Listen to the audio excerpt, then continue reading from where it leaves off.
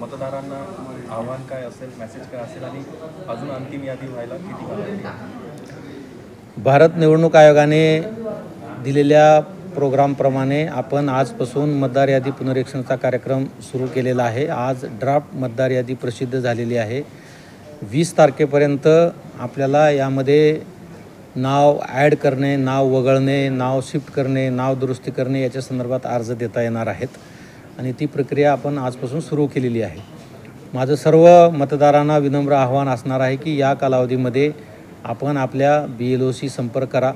शनिवार रविवार मतदान केंद्रावर BLO हजर राहणार आहेत, त्यांच्याशी चर्चा करा, आपल्या नावाची खात्री करून घ्या आणि आवश्यकतेप्रमाणे योग्य ते नमुना भरून तुम्ही मतदार यादी अपडेटेड करण्यासाठी, हेल्दी मतदार यादी होण्यासाठी आपण सर्वांनी सहकार्य करा, असं माझं एक आव्हान राहील.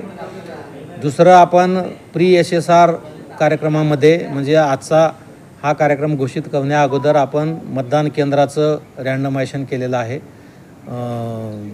जे नवीन मतदान केंद्राची आवश्यकता असेल त्याच्यामध्ये आपण निर्मिती केलेली आहे आणि जिल्हाभरामध्ये 367 नवीन मतदान केंद्र केलेले आहेत, जे मतदारांच्या मागणीप्रमाणे त्यांना सोयीस्कर होईल अशा पद्धतीनं.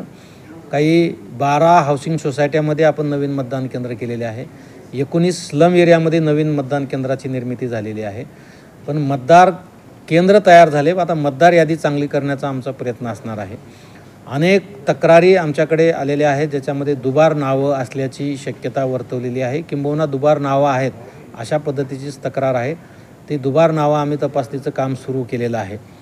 पण माझं सर्वांना आव्हान असणार आहे की रिप्रेझेंटेशन ऑफ पीपल ॲक्ट हा जो कायदा आहे, लोकप्रतिनिधित्व कायदा, त्याच्या कलम 31 नुसार मतदार यादीमध्ये 2 ठिकाणी नाव असणं हे कायद्यान्वये गुन्हा आहे आणि याच्यासाठी 1 वर्षापर्यंत तुरुंगवाससुद्धा संबंधित मतदाराला होऊ शकतो.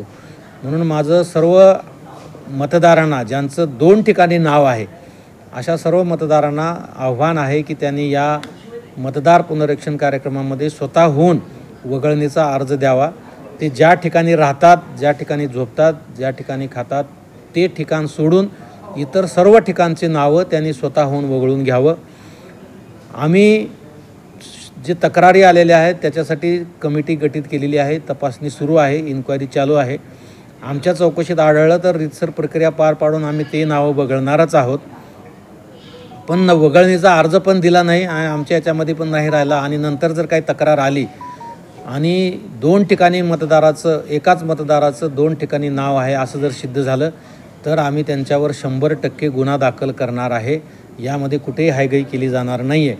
म्हणून ज्यांचं नाव 2 ठिकाणी आहे त्यांनी कृपा करून या आठवड्याभरामध्ये आपलं नाव वगळण्याचा अर्ज देऊन स्वतःहून वगळून घ्यावा, अन्यथा जी कारवाई आम्ही करू त्या कारवाईला सामोरं जावं लागेल.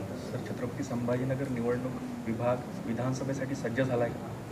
निवडणुकीची जी मतदार यादी अपडेट करणे आणि मतदान केंद्र पुनर्रचना करणे हे जे काम भारत निवडणूक आयोगानं दिलेलं आहे, हे विधानसभा निवडणुकीची एक पूर्वतयारी म्हणून आहे आणि त्यामध्ये जिल्हा निवडणूक विभागाने अतिशय चांगल्या पद्धतीनं काम केलेलं आहे. पुनरीक्षणमध्ये सुद्धा चांगलं काम करणार आहे.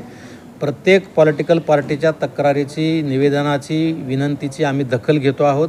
त्यावर योग्य ते कायदेशीर प्रक्रिया करून ते नियमानुरूप आहे ते 100% आम्ही करत आहोत. विधानसभेसाठी मतदान केंद्र अद्ययावत आणि सोयीचं राहावं आणि मतदार यादी हेल्दी राहावी यासाठी आम्ही पूर्णपणे काम करतो आहोत आणि निवडणुकीची तयारीला आमचा विभाग पूर्णपणे सक्षम आहे. Thank you sir.